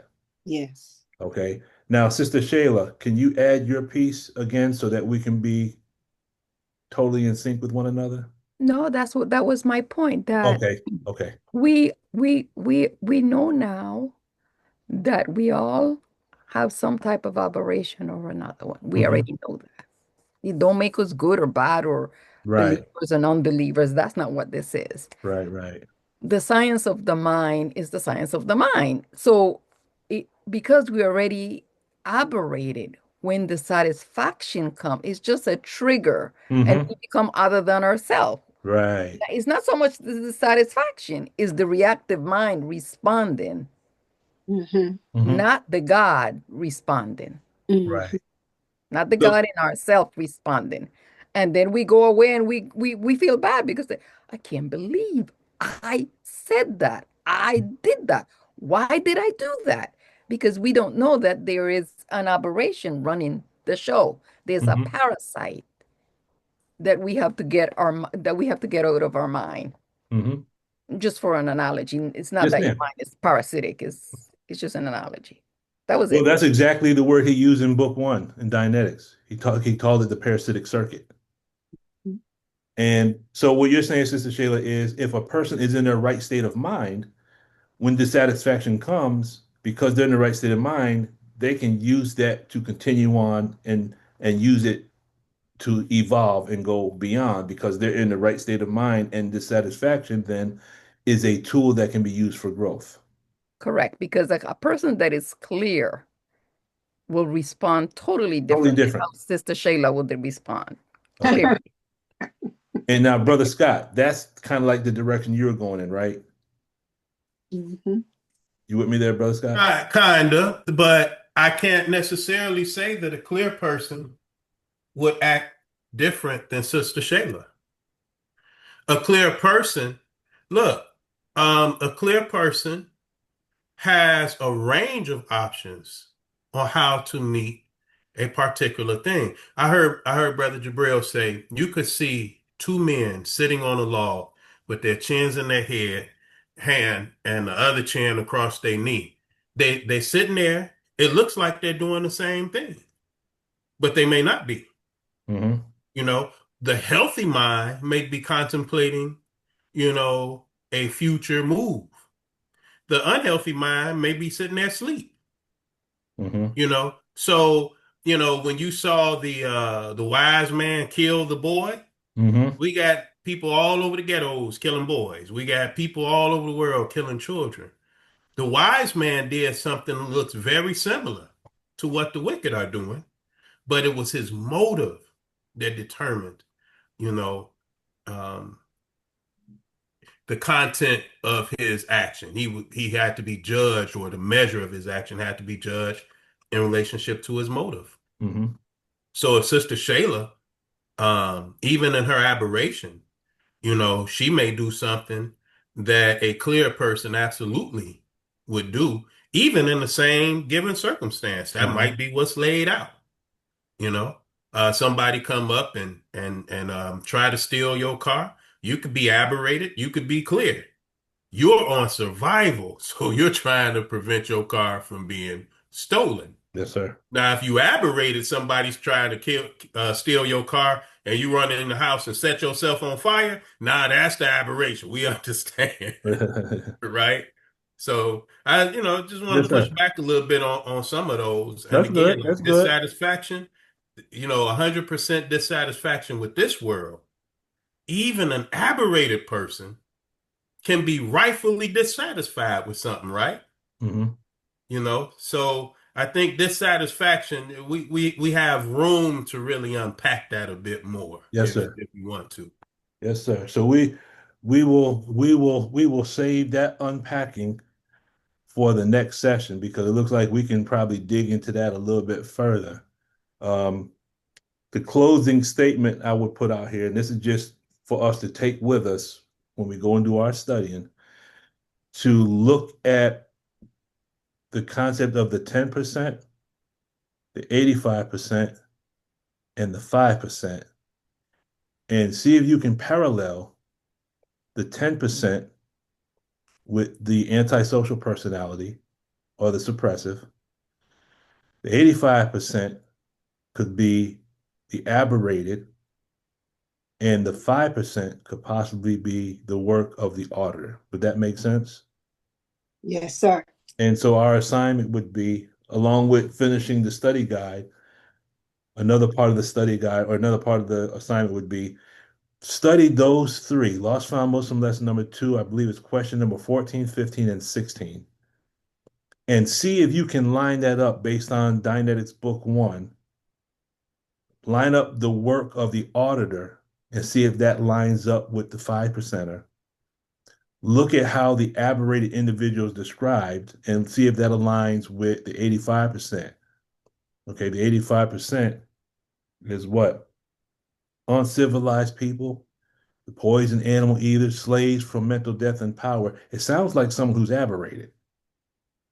And then look at the 10% and see if that lines up with the reactive mind, because there's a 10% on the outside and there will be a 10% on the inside. Could we say that? Yes, sir. That means the 10% on the inside could be the reactive mind / the genetic entity. And if we have that 10% on the inside, then we have a 5% and an 85% in the same light. So I'll open the floor for final questions, thoughts, and comments. We have approximately 8 minutes. Sister Sharon. I must have misunderstood the question altogether, because I kept thinking, what is the similarity between the 10% and the demon of Dianetics? And I thought, well, both of them rob you. Mm-hmm. No, that's exactly where we're going, Sister Sharon. They're both like parasites. They both steal from us. They steal time. They steal our survival. Yes. No, you're right. You're exactly where we are, Sister Sharon. And what we're saying is, if you look at the reactive mind, it could be synonymous with a 10%er on the inside. Does that make sense? Yeah. So as we're studying the 10%er with regards to our lesson, and because we're supposed to memorize our lessons, right? Yes, As we study that lesson, that would be lesson number 15, and we're memorizing that, I can guarantee you, the more you study that, the more you memorize that, you go back to the beginning, you go over it again, you're going to pick up additional data, and you'll see how the concept of the 10%er and the elements that make up a 10%er are equivalent to the elements that make up the reactive mind. So by studying our lessons, it will take us into a deeper understanding of the reactive mind, because then throughout the whole Supreme Wisdom lessons, everywhere you see the word devil, you'll be able to put in the word reactive mind. Make sense? Yes, sir. Praise be to Allah. Anyone else before we wrap it up? Brother Lukman, these instructions that you just gave us, they're in the email that you sent us. Yes. So anyone. No, wait. When you say these instructions, you mean the questions? Yeah, you said Yes. look at the concept of 5%, 10, 85%, and then lesson number 2, 14, 15, and 17. Well, that's what I'm just adding right now. That's not a part of the study guide. And then keep in mind, these study guides are like babies. These are evolving. So I'm gonna go and tweak them and add and things of that nature. But as I hate using the word as we grow into this, then we'll allow the lessons to evolve. But the main thing is that the main road, the main destination is for us to really get our heads into our lessons and recite them and memorize them and then dig into them to extract the principles from our lessons so we can see how they parallel with the text. And at another time, when we have more time, God willing, I'll share with us how the tech of Dianetics is mathematically equivalent to the teachings, but our teachings is the fulfillment of all of it. And I'll explain that mathematically. Yes, sir. Okay. And study guide 1, when you said study guide 1, that's study guide 1 in our study guide self-improvement book? No. Oh, okay. So study guide, when I'm saying study guide number 1, I'm doing that based on what we're doing now, marrying the supreme wisdom with the supreme technology. Study guide. Right. So this is going to be a whole study course, God willing, based on our lessons. That's going to connect everything together. But the goal, I want to emphasize this. The goal is for us to get into a deeper study of our lessons. But what is the most efficient way to study, Brother Lukeman? Like I made a mistake. I didn't really get it. When I looked for the definitions, I just went straight to the dictionary. I didn't even think, oh, you want to get the definitions from Dianetics or the definition Okay. from. So what is the most efficient way to access that information? It's not like go one place and look for it. Okay. That's a good question. 2 things we should be doing. One is if you don't have what's called the pilot glossary, if you don't have the dictionary for the Dianetic terms, put your name in the chat and put next to your name pilot glossary. I will send you a PDF of the pilot glossary so that as you're coming across these terms, a lot of the terms in the Dianetics, you'll find those terms in the back of the book. Okay. Number 2, if you would like the reading schedule that Mother Tainetta Muhammad gave us with regards to our Supreme Wisdom lessons, she had it set up where you could read through the whole Supreme Wisdom in 1 week. What that will do is, as soon as I see the word devil, my mind shoots automatically to lesson number 33. What is devil? A grafted man, which is made weak or wicked, or any grafted live germ from original is devil. Eventually, what takes place is, now I don't have it all memorized. I don't want us to think that I do. But what happens is, as you begin to study, your mind, your file clerk is going to take you directly to certain lessons in the Supreme Wisdom lessons. Your file clerk will take you to certain parts of the Holy Quran. Your file clerk, the file clerk to me, and this is not something I read in the text, but this is just me, because I understand what the file clerk is biologically. Okay. This is the last piece I'll say this, but did I answer that question, Sister Sharon? I think so. I think once I have the glossary, that's going to be a help. So we'll get you the glossary.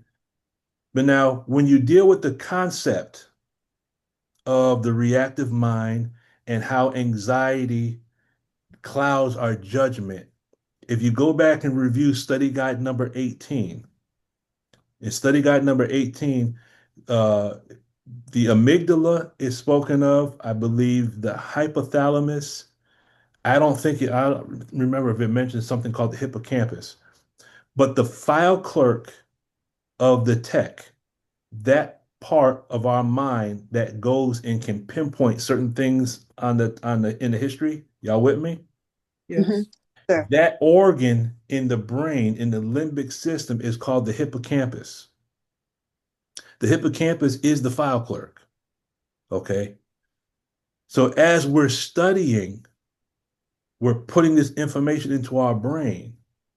And what is going to take place is you're going to read something and your brain is going to say, oh, I remember reading that in Message to the Black Man.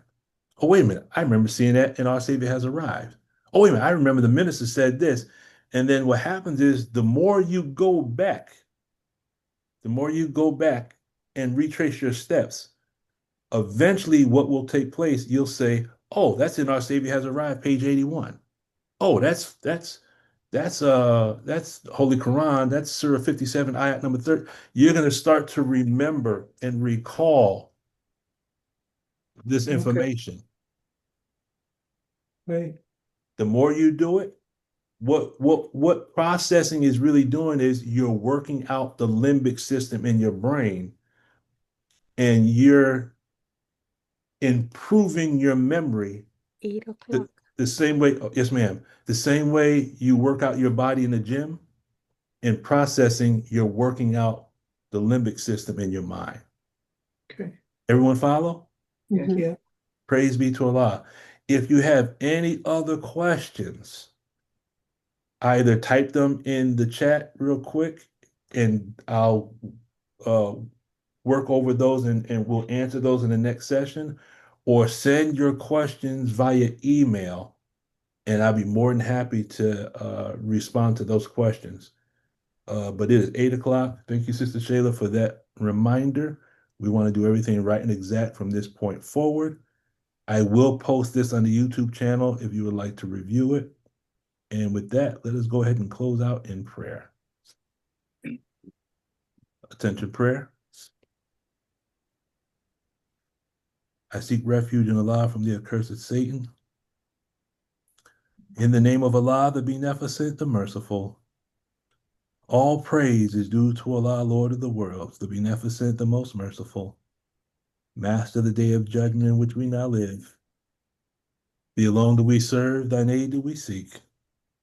Please, Allah, guide us on the straight path, the path upon whom thou hast bestowed favors, not the path upon whom thy wrath is brought down, nor of those who go astray if they have heard thy teaching.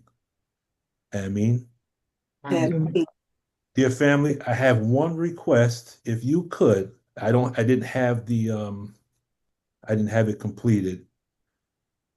If you could just send an email, write down what you got out of this. Any way we can improve on it.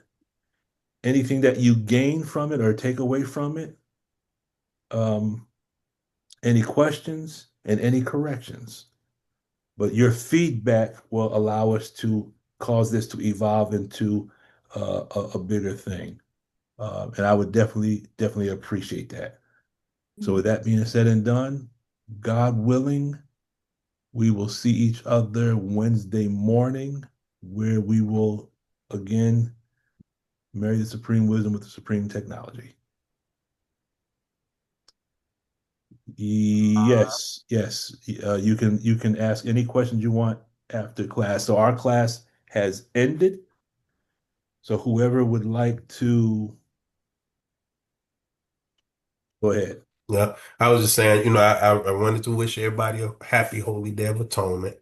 And I was like just blown away today watching our minister speak again from the rostrum in front of 2 million of us. It took me back to the day. I'm standing there, I'm looking around. John Muhammad is there. He said, "Where's Jesse?" Oh, Jesse left. And I remember my cousin was the first person to clap for Jesse, because we wasn't clapping for Jesse at first, right? But the minister opened up. I mean, what an example for the ages on how to handle each other. Myself, I have slipped and failed from that so many times. I'm gonna air the place out because you offended me, and turn around, I'd have made myself smaller. But the minister made himself huge when he invited Jesse to speak and didn't give him a time limit. and was going to call him up at the end to be honored, but Jesse left after he spoke, you know. But it was a beautiful, beautiful, beautiful piece, and the remembrance of it, I so appreciate it. But I was saying I really wanted to shout out our brother Enoch Muhammad from the Hip Hop Detox in Chicago. It's a oh goodness, Holistic Human Development, HHD, Hip Hop Detox. This brother worked his tail off, y'all, for over a year. He started in January, maybe December of last year, working to organize 1,000 young brothers to Chicago State University for the Holy Day of Atonement. And he did it. He didn't have a lot of help, you know, and Chicago is rough, you know, with the politics and the this and the that. You know, it was very, very rough to organize this. He's doing this, family, as he's working. Now, I worked with Reverend Bevel, and he taught me about atonement energy. He said it's a live energy. So while the minister was working and people were making mischief, he would say, oh, don't worry, they can't touch the minister right now. That energy is around him. And then when he did the Holy Day of Atonement, Rev said, well, the next step we're going to take is the minister going to do set another date from 2000. That way, if something happens to him between 95 and 2000, it's going to draw the whole world to atonement, right? So they be strategizing on another level. But because I remember those lessons he was teaching me, I'm watching Brother Enoch, and he's doing this big movement, and what happens? The president says, I'm going to send the National Guard to Chicago. But our brother, every time I talk to him, I say, how you doing, man? I'm fasting, I'm praying. He was praying. His wife was like, you're getting too small. He's fasting. But he's praying. Because he's an FOI. And he wanted to deliver the dead to the Lamb of God. Alhamdulillah. Did it. Go ahead, brother. The president could not enter Chicago. Couldn't do it. Couldn't do it. He brought time for his family. And it wasn't about being seen by everybody. Many people don't even know. But there were 1,000. I talked to some of the FOI in Chicago. One of our legends, Brother Barney Muhammad, he was standing at the door and they got a little handshake. Two taps and a salute. And all he did was shake the hands of every young man that walked in the building. He said, brother, woke me out. He said, I had to just sleep the whole next day. But he said you could see these brothers, the troublemakers, the ones who were intellectually involved, the bullies. But to a man, every time they did that handshake with the salute, you see them, Spirit of God come up in there, straighten up, and they went in there. I want to encourage everybody to support Brother Enoch Muhammad in his effort, you know, to follow up. He was going around asking for 300 men who would agree to take and mentor so many young men. That's the hard part. Because, you know, everybody busy, got something to do. Mm-hmm. Even when we take pledges and say, my sole purpose for existence. But, you know, the Bears playing, you know, I think a Super Bowl and a bunny rabbit and, you know, it's whatever. It's stuff to do. So, you know, he's still trying to get men who will agree to take these young men. Right? But look, how would you like to be able to say for the Holy Day of Atonement, your atonement gift to Brother Farrakhan was 1,000 young schoolboys? That's working out your salvation. That's qualifying yourself for the next phase of our mission. So, however you can support Brother Enoch, the Hip Hop Detox, I know Satan is so, he's so good at what he do. So the day before the event, they had a benefit concert. The nation has its hip hop artists and Chicago has its hip hop artists, and they were going to have a benefit of the concert. The day before, the insurance company called and said, "Oh, we got a clause to say you can't have no rappers on the stage. We'll void your whole contract." The whole day before the event, they tied up wrangling, trying to make sure they keep coverage so the rappers couldn't perform for the benefit concert. So go to his page, y'all. Whatever you can do to assist our brother in the mighty work, because he didn't just remember the Holy Day of Atonement. He walked it out, which is probably the truest form of remembrance. Hip Hop Detox, Enoch Muhammad. Check him out on Facebook or whatever. And can you turn this off, brother? I want to share one more thing off.